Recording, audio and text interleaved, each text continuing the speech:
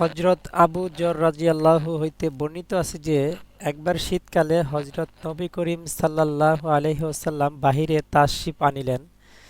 তখন গাছ হইতে পাতা ঝরিয়া পড়িতেছিল। তিনি গাছের একটি ডাল ধরিলেন, ফলে উহার পাতা আরও বেশি করিয়া ঝরিতে লাগিল।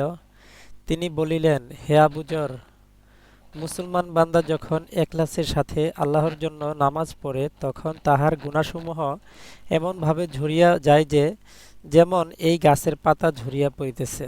সুবহানাল্লাহ। ফায়দা: শীত মৌসুমের গাছের পাতা এত বেশি ঝরিয়া পড়ে যে কোনো কোনো গাছে একটি পাতাও থাকে না। নবী করিম সাল্লাল্লাহু আলাইহি ওয়াসাল্লাম পবিত্র এরশাদ হইল, এখলাসের সহিত নামাজ পড়ার ফল এরূপ যে, নামাজ আদায়কারীর সমস্ত গুনাহ মাফ হইয়া যায়, একটিও বাকি থাকে না। তবে একটি বিষয় বিশেষভাবে লক্ষণীয় যে, পবিত্র কোরআনের বিভিন্ন আয়াত ও হুজুর সাল্লাল্লাহু আলাইহি ওয়াসাল্লামের বিভিন্ন বিভিন্ন হাদিসে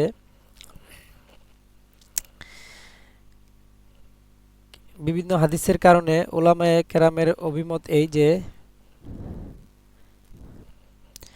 নামাজ ইত্যাদি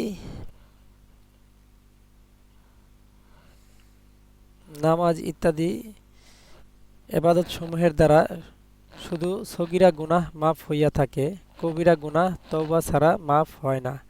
এই জন্য নামাজ আদায়ের সাথে সাথে মনোযোগ সহকারে তওবা ও ইস্তেগফারও করা চাই। ইহা হইতে গাফেল হওয়া উচিত নয়।